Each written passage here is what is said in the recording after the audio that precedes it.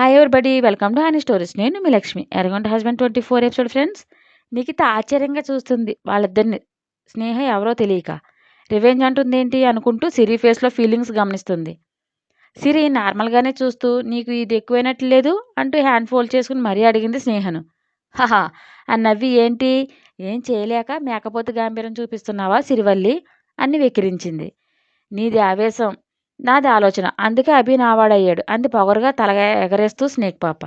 ఆహా, ఆలోచనతోనేనా అభి డాడీని చీట్ చేసి సంబంధం ఒప్పుకునేలా చేశావు? అభి మీద ప్రేమ కాకుండా వ్యామోహాన్ని పెంచుకుని పంతంతో చస్తాను అని బెదిరించి మీ డాడీని బ్లాక్మెయిల్ చేసి ఎంగేజ్మెంట్ చేసుకున్నావు. నువ్వు కాలేజీలో చేసింది అభికి తెలిస్తే అసలు నీ మొహమన్నా చూస్తాడా అంటూ కళ్ళు ఎగరేసింది సిరి. ఆ మాటకు భయంతో గుండె పొట్టలోకి జారి స్నేహకు అయినా టెన్షన్ కనిపించనివ్వకుండా కవర్ చేసుకుని లైట్ స్మైల్తో, అంటే నేను ఇవన్నీ చెప్పి నీ మ్యారేజ్ క్యాన్సిల్ చేస్తా అని బెదిరిస్తున్నావా అని అడిగి, అవునులే నువ్వు ఇంతకంటే ఏం చేయగలవు, కొట్టడం మధ్యలో పొలాలు పెట్టడమేగా నీకు తెలిసిన విద్య అంది హేళనగా సిరి ఈగో హట్ చేస్తూ. హే చాపు నీ అరవసోది అంటూ గసిరి, నీలా గుంటనక్క తెలివితేటలు అనుకుంటున్నావా నావి? వన్స్ ఒకటి నాకు కావాలనుకుంటే నాకు దక్కేలా నా మాము చేస్తాడు, కానీ వద్దనుకుని వదిలేసానా దానికోసం ప్రాకులాడడం ఏంటి నాన్సెన్స్? ఏదైనా ఫేస్ టు ఫేస్నే అని నాది అనుకుంటే నాది అది నాకే దక్కుతుంది. నాకు రాసిలేదంటే పెదవిరిచి మనది దక్కదు. అయినా తను నా లవ్ని ఎగతాళి చేశాడు, అందుకే ఆ రోజే నా మనసు నుండి డిలీట్ చేసా. నువ్వో ఒరే అయిపోయి ఒళ్ళు తడిపేసుకోకు అని ఆగి చెమటతో తడిసిన స్నేహమొహాన్ని చూసి వెకిలిగా నవ్వి, దమ్ము అనేది గుండెల్లో ఉండాలే, మాటల్లో కాదు, అది నాకు అని హార్ట్ మీద చూపించుకుని ఇక్కడ ఉంది. సో ఎక్కువ నీళ్ళకు వెళ్ళు, పెళ్ళిని ఎంజాయ్ చేసుకో, పోవమ్మా అంది సిరి యాటిట్యూడ్గా చూస్తూ. కోపంగా పళ్ళు నూరుతూ ఏం వేషాలు వేస్తున్నావే ఏం వేషాలు వేస్తున్నావే, నీ మాటలు నమ్మేంత ఫూల్ని కాదు నేను. స్నేహ ఇక్కడ అంటూ విసవిస నడుచుకుంటూ వెళ్ళింది. వాగుతూ ఇంకా ఇక్కడే ఉంటే మాలను కూడా చూడకుండా కొల్లబొడి చేస్తుందేమో అని జడిచి. నిఖిత కోపంగా ఏంటి సిరి అది అలా వాగుతుంటే మౌనంగా ఉంటావే, నేనైతే కోసు కారం పెట్టొద్దు ఒళ్ళంతా అంది. లివిట్ వదిన, అదో మురిగే కుక్క, దాంతో మనకెందుకు టైం వేస్ట్ అంటూ లైట్ తీసుకో అంది సిరి. ఇద్దరిళ్లలో పెళ్లి పనులు జోరందుకున్నాయి. షాపింగ్స్ అని క్షణం తీరిక లేకుండా తిరుగుతున్నారు హేమ సుహానా. ఈవెంట్ వాళ్ళని పిలిపించాడు రవీంద్ర. డెకరేషన్ ఒక రేంజ్లో ఉండాలి, మా ఇంట్లో జరిగే మొదటి వెడ్డింగ్ అన్నాడు. అతను మీరే చూస్తారు కదా సార్ ఎలా చేస్తామో అని రవీంద్ర ఇచ్చిన అడ్వాన్స్ తీసుకుని వెళ్ళాడు ఆనందంగా. ఆఫీస్లో సిరి వెంటే ఉంటున్నాడు తరుణ్. మాటల మధ్యలో కళ్యాణ్ ఎలాంటివాడు తన బిహేవియర్ కోసం అడుగుతున్నాడు తరుణ్. సిరి ఏదో చెప్పబోతుండగా అంతలో ఫైల్ తీసుకుని అభి వచ్చాడు సిరి సిగ్నేచర్ కోసం. కావాలనే బేబీ, కళ్యాణ్ ఈవినింగ్ నిన్ను బయటికి తీసుకెళ్తానని మామ దగ్గర పర్మిషన్ తీసుకున్నాడే, నీ ఇష్టమేనా వెళ్ళడం అని అడిగాడు ఓరగా అభిని చూస్తూ తరుణ్. అయ్యో పిచ్చి అన్నయ్య, మనకు ఇష్టం లేకుండా లైఫ్లో చాలా జరిగిపోతాయి, వాటికి అడ్జస్ట్ అయ్యి ముందుకు మూవ్ అవ్వడమే లైఫ్ అంటే అని ఇష్టపడే చేసుకుంటున్నావా, అలాంటప్పుడు డేట్కి వెళ్ళనా అంది నవ్వుతూ సిరి. వాళ్ళ మాటలు అన్నీ విని మౌనంగా వెళుతూ వెనక్కి తిరిగి చూశాడు సిరిని. అంతవరకు అభినే చూసిన వెనక్కి తల తిప్పగానే తల వంచేసింది సిరి. తరుణ్ ఇద్దరిని చూసి ఏంటో ఈ మోగ ప్రేమ నాకు అర్థం కాదు అంటూ భుజాలను షాక్ చేశాడు. ఇట్స్ రాంగ్ బ్రో, నాది మోగ ప్రేమ కాదు, అదిగో వెళ్ళాడే ఆ ముచ్చిమోహాంది అని ఉడుక్కుంది సిరి. పక్కపక్క నవ్వాడు తరుణ్ సిరి ఉడుక్కోవడం చూసి. ఏంట్రా నన్ను చూస్తే ఫన్నీ ఫీస్లో ఉన్నానా ఇడియట్ అని ఫైల్ విసిరి, వదినతో చెప్పి నీకు మసాజ్ చేయించకపోతే అడుగు అంది. ఓసే అమ్మోరు, నా కొంపను తగలబెట్టకమ్మా, నీ పుణ్యం ఉంటుంది. నువ్వు నీ మగ ప్రేమికుడు చూపులతోనే కత్తులు దూసుకుంటే నాకేం పోతుంది, మంచి రోజులే అబ్బా, దేవుడు అన్నీ చూస్తుంటాడులే అని ఇన్నోసెంట్గా అమూల్ బేబీ ఫేస్ పెట్టాడు తరుణ్. తరుణ్ ఫేస్ చూసి పక్కున నవ్వేసింది సిరి. తరుణ్, ఇది ఇలా హ్యాపీగా నవ్వుతూ ఉండు, మిగతావన్నీ మామ చూసుకుంటాడు, తనకు వదిలేసి సంతోషంగా ఎంజాయ్ చేయి అన్నాడు. చిన్నగా నవ్వి తల ఊపింది.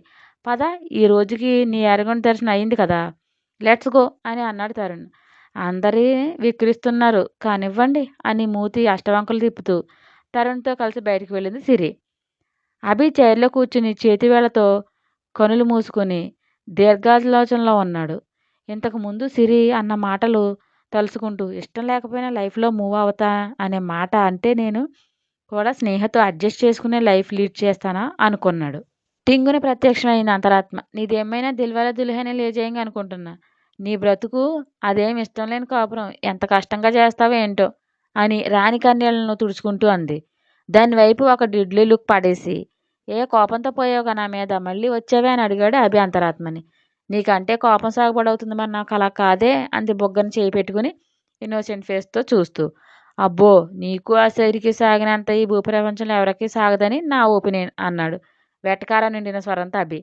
నన్నంటే బాగుంటుంది. మధ్యలో నా 'దిల్ కా ధడక్'ని అంటే నాకు పిచ్చలేస్తుంది. తెలుసుగా నాకు కోపం వస్తే ఎలా ఉంటుందో అంది అంతరాత్మ వార్నింగ్ టోన్‌తో. ఎహే! నువ్వు నీ బోడి వార్నింగ్‌లు. నీకు ఈ ఆ ఉడత మొహానికే భయపడాలి. అంటూ మీదకొచ్చాడు కోపంగా అభి. ఇదిగో అలాగే ఆగు. No man handling. మాటలతో చెప్పాలి గానీ చెయ్యి ఉందని లేపితే నేను పోతా అంది బెదిరిస్తూ అంతరాత్మ. పోవెహే! ప్రశాంతంగా ఉంటా అని చైర్‌లో రిలాక్స్‌గా ఊగుతూ అభి ఐమూలగా చూస్తున్నాడు. హహ! వికటహాసం చేసి. నేను లేకపోతే నీ ఫ్రస్ట్రేషన్ చూపించడానికి నాథుడే లేక, నీ మనసు భారం దించుకునే దారే లేక, క్రేజీగా ఫీలయ్యి తిక్క తిక్క చేష్టలన్నీ చేస్తావు. చూసుకో మరి అంటూ తను కూడా చైర్‌లో ఊగుతూ స్టైల్ కొడుతూ అంతరాత్మ. దాని బిల్డప్ చూసి లైట్ స్మైల్ ఇచ్చి, నీతో నాకెందుకుగాని వదలట ఏదైనా చెప్పు అన్నాడు కాంప్రమైజ్‌కి వస్తూ అభి. ఆ చుంచు మొహం దాన్ని చేసుకోవాలని డిసైడ్ అయ్యావా అని అడిగింది అంతరాత్మ. నో అని చెప్పాలని పట్టుదలతో. ఎస్, ఇంకో వారంలో పెళ్లి పెట్టుకుని ఇప్పుడు కాదు కూడదంటే మా ఆనందయ్య నన్ను చూపులతో కాల్చుకుని తినేస్తాడు. ఇంకా ఈ జన్మకు అంతే అన్నాడు వేదాంత ధోరణిలో అభి. హలో మాస్టరు, ఈ జన్మే అంటున్నావు, నీకు ఇంకో జన్మ కూడా ఉందా అడిగింది వెటకారంగా అంతరాత్మ. అదేంటి అలా అడిగావు? మరి అంతే, ఆడపిల్ల ఉసురు పోసుకున్న నీలాంటి వాడికి ఆ బ్రహ్మ ఇంకో జన్మ ఇచ్చేస్తాడా ఇవ్వడు అని నీకు నాకు రామ్ రామ్ బాయ్ అంటూ మాయమైంది.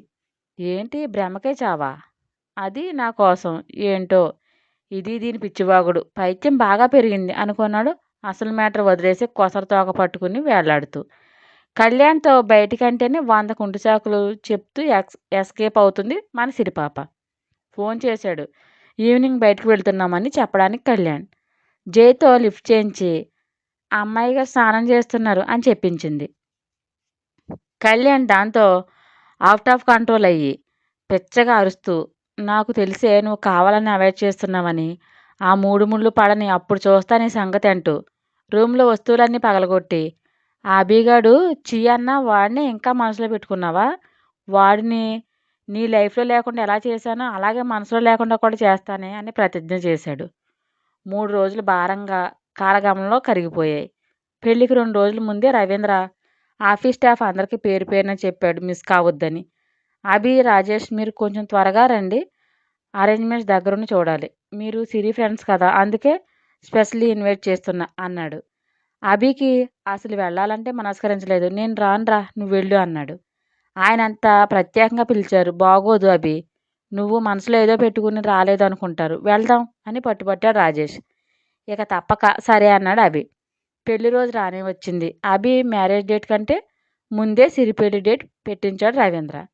మెహందీ, సంగీత్ లాంటివి వద్దంటే వద్దు అంది సిరి. కళ్యాణ్ మదర్‌కి సిరి బాగా నచ్చడంతో మా కోడలు వద్దంటే వద్దండి అంటూ వంత పాడింది ఆవిడ కూడా. హేమ, అబ్బో! మా బంగారానికి సూపర్ అత్త వచ్చిందే.